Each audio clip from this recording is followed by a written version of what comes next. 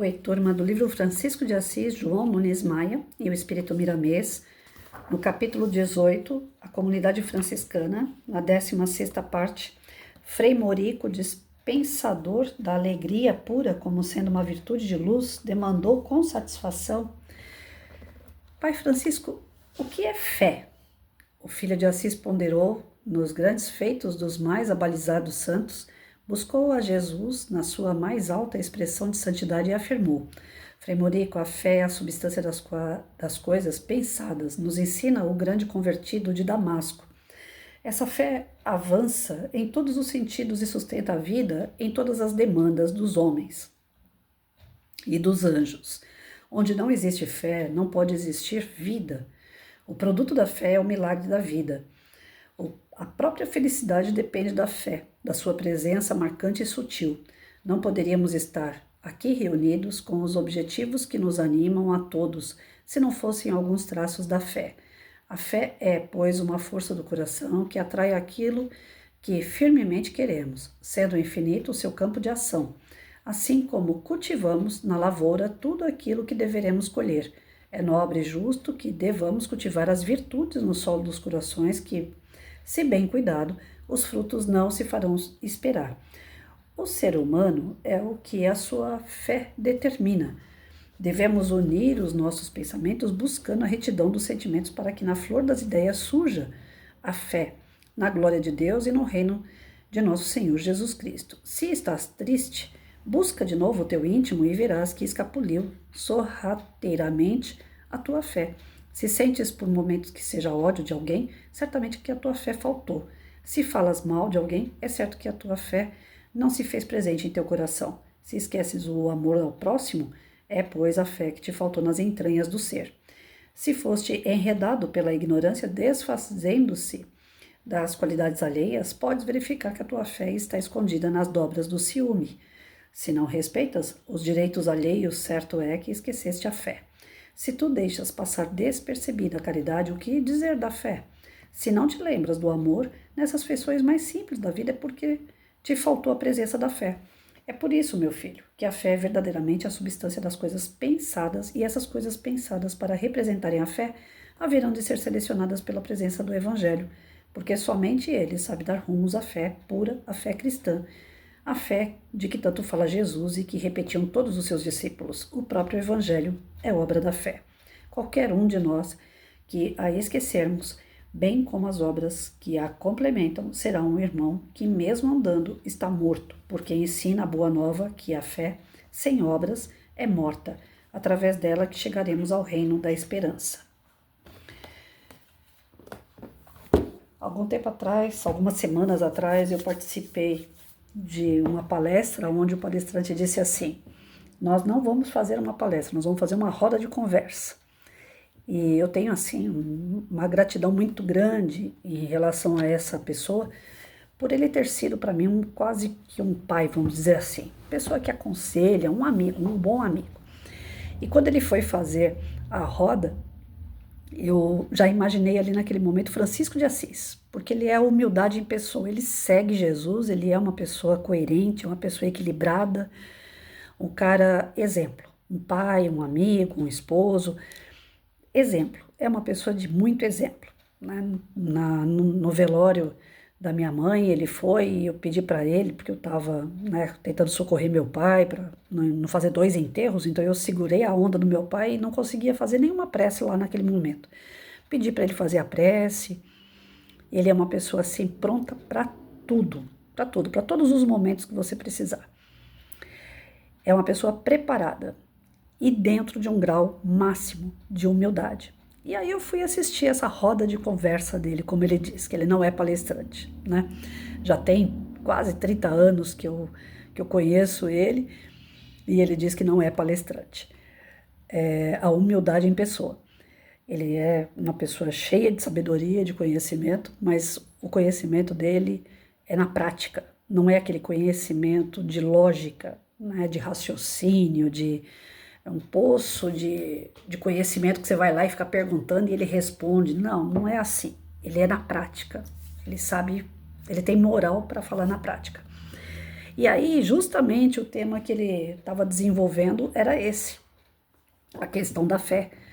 Aí eu lembrei na roda de conversa, né? Falei para ele assim, engraçado, quando eu estava fazendo o curso mediúnico, teve um momento que a gente foi chamado para fazer tipo seminário, né? Pegar alguns temas e desenvolver, cada integrante do grupo tinha que falar a respeito daquele tema. E eu, que não tenho muita fé, que sou Santo Tomé, que tenho que ver para crer, aquela coisa toda, peguei justamente o tema da fé. Falei, gente do céu, como é que eu vou desenvolver isso se eu não tenho? A gente só dá aquilo que tem. E aí o meu orientador do curso, o coordenador, que era o Sérgio, ele falou assim, olha, cada um pegou um tema que precisa aprender. Antes de você ensinar alguém, antes de você colocar em prática, você precisa ter para você. Então, se o tema chegou para você, é porque primeiro você vai ter que aprender, antes de você repassar. E aí eu coloquei isso na roda de conversa com o José, que é o rapaz que eu falei, acabei de falar, que ele tem a humildade, que ele segue de fato Jesus, e você olha para ele, você vê Francisco de Assis. E aí eu coloquei isso na roda de conversa, falei, olha, eu peguei um tema que eu achei que eu não dominava, mas a partir do momento que você começa a estudar, você começa a se identificar com alguns pontos. Aí quando eu fui fazer a palestra, que eu fui fazer o seminário, né, eu falei de pontos que eu já praticava e eu nem sabia que tinha a ver com fé, né? Então, o fato de você ser Santo Tomé, de você ser uma pessoa que é materialista, não ao ponto de ser apegado às coisas, mas material, que você só enxerga as coisas físicas, né? Não quer dizer que você não tenha fé. É apenas o uso dela, que às vezes é distorcido por você mesmo, pela falta do conhecimento e não pela falta da fé. A fé está atrelada a tudo aquilo que é bom. Todas as práticas do bem, ela é movida pela fé. Se você quer passar num concurso, por exemplo, você tem que estudar. Você está na fé que através dos seus estudos você vai fazer uma prova e vai passar. Então, a motivação, a força motriz que nós temos, mesmo que a gente não enxergue e não se dê conta, é a fé. Você às vezes tem fé de que você vai colocar um pé de coelho no teu chaveiro e que aquilo vai te dar sorte. Então, não é o pé de coelho em si que vai te dar sorte, é um objeto aquilo ali. Mas a fé que você deposita nele, que aquilo vai te proteger, te protege. Então, quando se fala de fé, eu vejo assim, pessoas próximas de mim que já praticam isso, sem aquela coisa do conceito, né?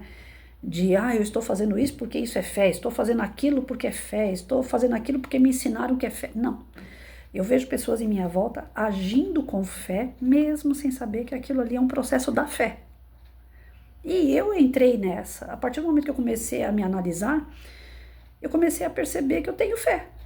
Eu achei que eu não tinha. Achei que, como Santo Tomé, que precisa ver para crer, eu achei que eu não tinha. Eu falava assim, não, eu sou uma pessoa de pouquíssima, quase nada de fé. E aí eu percebi que não. Que tem muitas coisas que eu fiz durante a minha vida e faço até hoje que são movidas pela fé. Uma fé de amadurecimento, de longo prazo, de várias vidas, de várias vivências e experiências que o meu espírito teve. Então a fé não é algo que você nasce, uma única encarnação, 2, 3 e você já tem. Você desenvolve ao longo de experiências, partindo do princípio que você vai se modelando, que você vai se lapidando a ser uma pessoa melhor, a sua fé vai ficando mais latente. Ela vai desabrochando de uma forma natural, sem forçar. Aquela fé que você é conduzida por uma outra pessoa, aquela não é fé.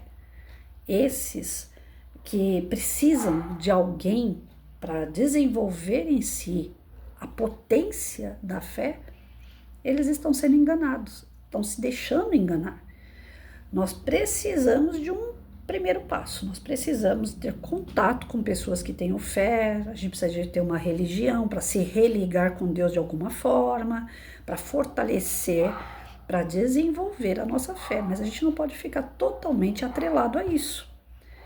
Se a gente ficar atrelado às falas de alguém, seja de um pastor, seja de um palestrante, seja de um padre, quando as palavras dessas pessoas não condizer com as suas atitudes, a nossa fé vai para o ralo.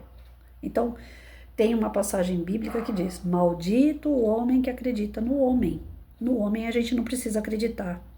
Talvez ele seja o passo inicial para desenvolver, para fortalecer essa fé que já existe em nós. Todos nós temos. Todos nós somos filhos de Deus. Nós precisamos desenvolver. Mas as nossas atitudes já diz se nós estamos conseguindo isso ou não.